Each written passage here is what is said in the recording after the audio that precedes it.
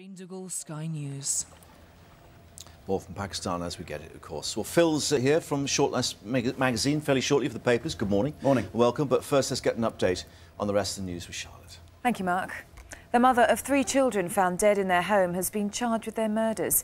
8-year-old twins, Augustino and Gianluca Rigi, were found with their... Which is the first selection that Phil has got from the papers. Good morning and Morning. welcome. Phil, who's editorial director of Shortlist magazine, back with us once more. She's the one, but at a price, it seems, yes. the Sun says. So Robbie's swept up in the excitement and the romance of this period of his life, blinded by love, almost to the extent he would have overlooked a prenup. But fortunately, there's a team of lawyers there as ever, and he's got an elaborate agreement to protect his apparently 80 million. Well, that may be the reason. Fortune. Yeah, that's an extraordinary fortune to build up. That's not love, though, is it? Making them sign a prenup. It's a shame, isn't it, to contemplate. I mean, those of us, I don't know Robbie, obviously, he seems like the sort of man who once he's committed, he's committed. I don't know why they're bothering myself. This marriage is going to last forever. I think we all know that, don't we? Well, they've been together for 3 years, so we shouldn't be too cynical. I suppose. Yeah, exactly. What cynicism? I don't know what you're talking about. If it's lasted that long so far, you know. It's the lawyers. They're feeding on these people. Yeah, blame the lawyers, exactly. Anyway, we wish them well. As you said, we think it's Santa Catalina. We're not quite sure, but we shall see the pictures at some stage. Haven't been invited, don't know, really. No, No, nothing in the post. Meanwhile, another picture in the Daily Mail, which is Prince Philip's stand-in, seen there on the right. Possibly the finest news story of this year, even though we're not fully through the year, I'm saying. This is a tribe who live out in Tanna, and they worship Prince Philip as a god. I think as we all do, really. I mean, speaking for the nation there, there's something it's sort of absolutely godlike, and they worship him as a deity, quite right too. And they're hoping he's going to turn up for his birthday. He didn't turn up, but this guy, Mark Rayner, who's a student on a gap year, did turn up and stand in for him. There's a very moving picture of Mark there with the tribe, and he appears to be wearing what is the lower half of a broom to cover his modesty there. So it's very brave of him to I wonder where the top half has gone. But there we are. It's an interesting cult because they're actually indicating that it's one of the cargo cult, which is spread across the South Pacific. Tribal societies believe that the Western goods given to them, such as tinned meat, usually dropped from cargo planes, were actually sent by the gods, including Prince Philip. I still sort of believe that, though. When you go to the shops, you think this is all... What, spam and corned beef? Straight from God. Or Prince Philip. Yes, indeed. Daily Telegraph, supercars parked outside the super shop, Harrods. This is a story of antisocial behaviour in an urban environment with a difference. Oh, boy racers. Boy racers. It's not hoodies. It's people in very, very expensive cars roaring up and down outside Harrods. So the people who live nearby, as well as putting up with braying toffs, popping champagne corks through the night, have now got to deal with people racing up and down in Lamborghinis and Ferraris. As a real man, I love the sound of a Ferrari late at night, that roar of the engine, the superchargers, etc. But these people apparently want to sleep at 3 in the morning rather than listen to people play with their very, very expensive toys. Well, the suggestion is it's because the Qatari royal family's bought Harrods and the sort of extended family has used it as their sort of private parking lot outside, hence the traffic wardens. I'm detecting a hint of buried racism in there. They don't know who's driving these cars. Could be anyone. Well, they paint them blue, don't they, the Qatari royal family, because the two that were actually clamped outside Harrods is a rather fetching shade of Qatari royal blue. OK, yeah, there's a peevish part of me that gets massive pleasure from seeing a clamped Ferrari. I think I speak for the nation. Even though you like the sound of it. Love the sound, but when they're clamped, you think, hey, not so bad.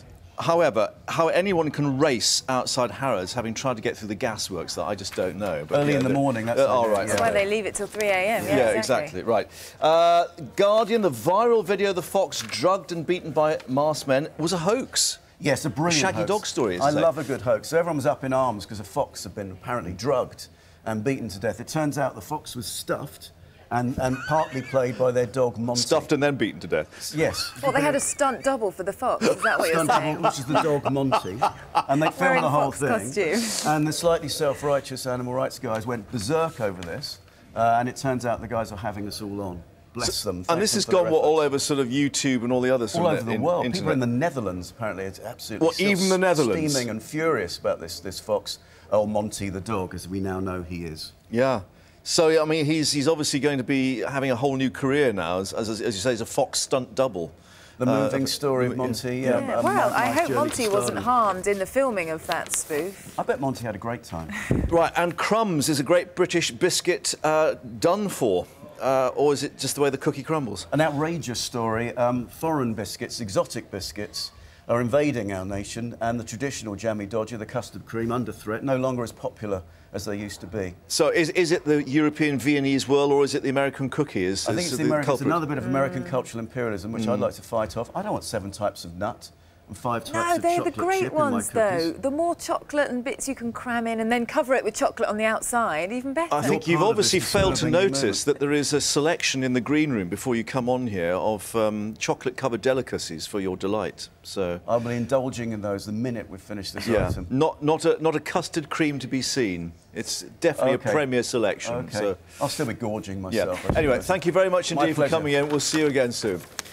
Now, the recession. That's the information that's been leaked out, that friends and family, it's just very close friends and family that will be attending. They want it to be very private, and they've been told to meet at the port, and then they'll be taken over. But again, you know, Robbie likes to kind of play with the press, so I wouldn't be surprised if actually ultimately the wedding ends up happening perhaps later tonight, tomorrow, or somewhere Or else on the completely. ferry. Who knows? Who knows Yeah. with Robbie, really? But I mean, quite nice. The determination does seem to be, keep it private, keep it a family occasion, which is rather refreshing these days. This sort of celebrity culture. Yeah, it is really nice. But then, having said that, I think there's a lot of information out for something so private. The cynical side of me would say, well, Robbie does like to court controversy and the press, so perhaps a little bit's being leaked out, because he's not a big deal in America. You know, this could have happened quite quietly if he'd wanted it to. But already, as I say, quite a lot of detail. And about the prenup, what do we think of the prenup? Yes. Well, is he worth 80 million, the Sun say? Apparently, yeah, I can't believe it. £80 million he's supposed to be worth, and I guess he just wants to protect his fortunes. But it makes me feel a little bit awkward, the fact that you're going into a marriage thinking that actually this could end. And you wonder how she feels about it. What do we know about her? Well, she's an actress, an American actress, so she is somebody in her own right, if you Yeah. like, but she won't be worth nearly as much as he is. But she seems to have had a real stabling effect on him, a very calming effect, and he seems to have changed really from the Robbie that we knew that was quite off the rails to somebody who seemed very calm, very happy and very at peace with himself, so she's doing something right. And we're expecting, not the Take That record, but he was saying a single Gary Barlow. Well, Shame is the single, and that's due out in, I think it's October, and it's a duet with Gary Barlow. So, I mean, I don't think, as far as I understand, there's no magazine deal in place for this wedding, but I wonder whether they might release a picture, maybe at a timely fashion. Or maybe a video. His video's been wonderful, I have to say. It's one of the great features about Robbie. Yeah, he's a born entertainer, Yeah. and the original Take That, when he's rejoined them now, I'm sure when they tour, we'll see, he really does take centre stage. Let me entertain you. Exactly, Yeah. and he certainly does do that. Well, we shall see what emerges, celebrity magazines or elsewhere, of course, later in the day. But as we say, Santa Catalina we're expecting, and happy couple. Congratulations to them. Hannah, thanks for coming in. Pleasure. What about the emails? What have they been saying to us this morning? Yeah, well, particularly this sat-nav business. Still speculation about the sat-nav. Basically, the news is today that Brian Blessed is going to be a new voice of sat-nav. So a lot of people getting in touch to say who they would like on their sat-nav. Phil in Northampton says it has to be Mr. T. Turn left, fool. It was a suggestion from him. I'm sorry about my Mr. T impression, that was awful, wasn't it? Mark Felsted, he says he currently has Mr. T, but he reckons that Brian Blessed would be brilliant. Christine Carroll says it has to be George Clooney. I'm with you on that one, you'd just do anything that he said, wouldn't you? John Clark says Robin Williams might work, but I'll stick with my Homer Simpson one.